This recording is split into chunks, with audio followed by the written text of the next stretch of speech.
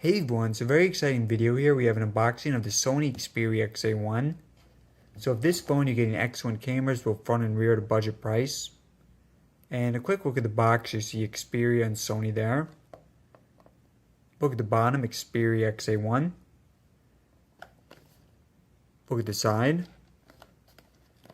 Look at the other side, and then the top is just white at the top. Just want to cover up some information there. And yeah, so very typical Sony box, simplistic, but nice looking. Alright guys, so let's go ahead and unbox it.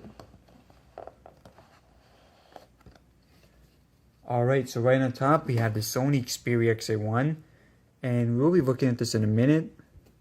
But for now, let's go ahead and see what else we got in the box. Oh, and right here, this is the Sony Xperia XA. So last year's model, we're going to be doing comparison.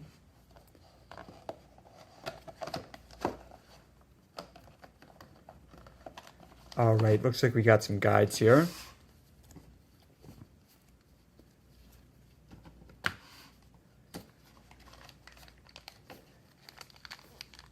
And I believe these are headphones.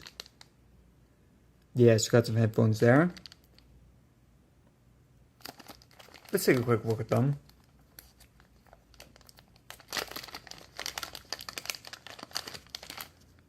Alright, so pretty typical Sony headphones. Do look nice.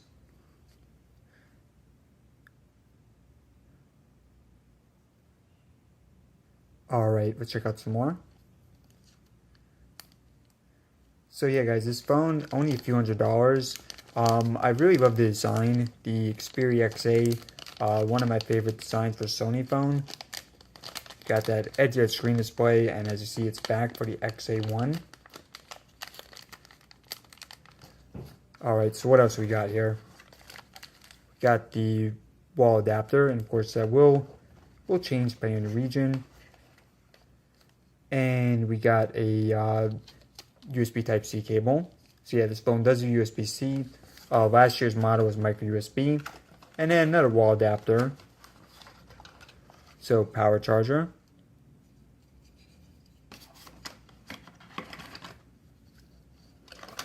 Alright guys, so let's go ahead and take a look at the phone.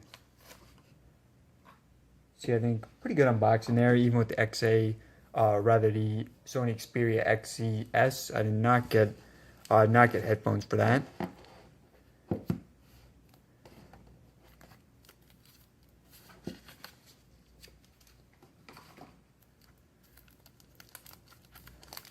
Alright, so this actually looks like it's in a little pouch here.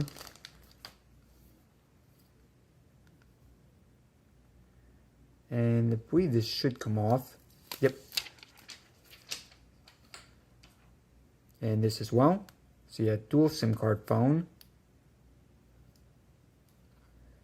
And the back. So again, we got another sticker. Yeah, Sony a little unique. They tell you instructions on the stickers here. Alright, so here we go. Yeah, material, so it's a little bit more slippery, I guess, than the Sony Xperia XA. A little bit different material feeling. But obviously, in terms of looks, very, very similar.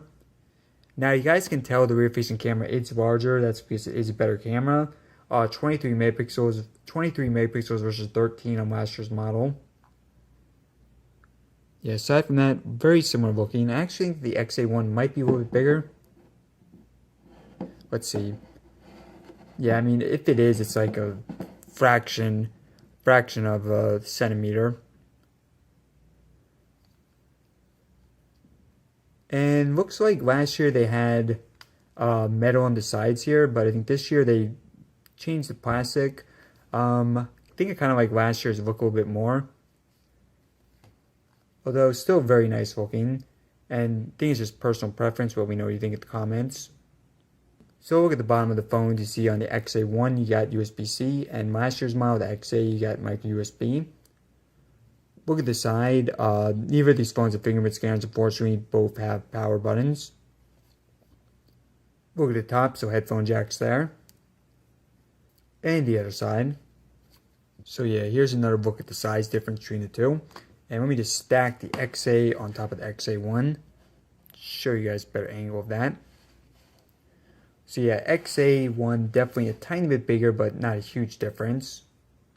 Now, something I am noticing is that on the XA1, it's a little bit more rectangle shape, so sharper edges.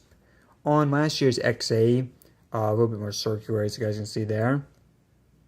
So personally, I think that the XA, the original XA, is more comfortable to hold. But it's still obviously a beautifully designed phone. Alright, so let's go ahead and power this on. Front-facing camera on both phones is 8 megapixels. Alright guys, so just got the XA1 set up. Let's do a very quick boot up test between the XA and the XA1. And then we'll have a full comparison on the channel later, but for now, just a quick speed test.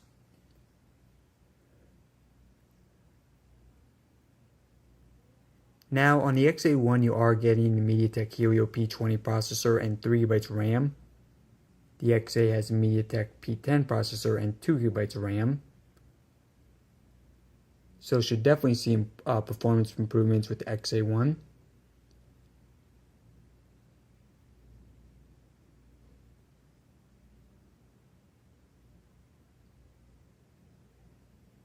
Alright, looks like the XA1 loading up right now.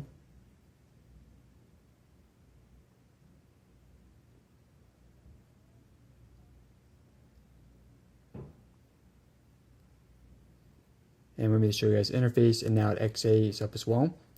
Alright, so with the XA1, they do have similar design here to the Sony Xperia XA, similar home screen. And let me put both these phones on maximum brightness.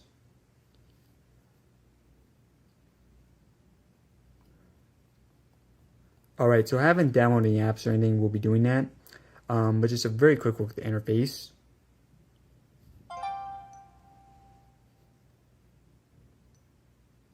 And the app drawer.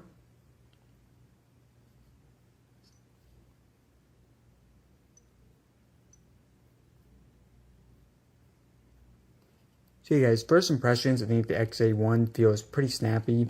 I do like a lot of the specs on it. I will say, I think the only thing that's a little bit of a downgrade is in terms of the design. The XA is definitely more comfortable to hold than the XA1. Not to say it's uncomfortable, it's just that the XA did a really incredible job at this. With the XA1, I'd say a little bit more average in terms of comfort, but obviously still a very small phone, and very minimal bezels, especially on the sides. In terms of more of the specs, so both these phones, 5-inch screen, 720p. Rear-facing camera on the XA is 13 megapixels, 23 in the XA1. Front-facing camera on both is 8. In terms of internal storage, so huge upgrade here, 32 gigabytes for the XA1. Now that's not much, but it's a whole lot better than the XA, which was only 16. Both phones do have micro SD card support. MediaTek Helio P10 processor and 2GB of RAM for the XA. MediaTek P20 processor and 3GB of RAM for the XA1. And neither phone is waterproof. Neither has fingerprint scanner. And again, on the bottom for the Xperia XA, you have micro USB. And on the XA1, you have USB-C. Alright guys, so let me know in the comments what you think.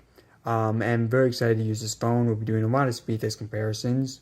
Please subscribe for more videos like this in the future, including camera tests, speed tests, and all that. And as always, thanks for watching.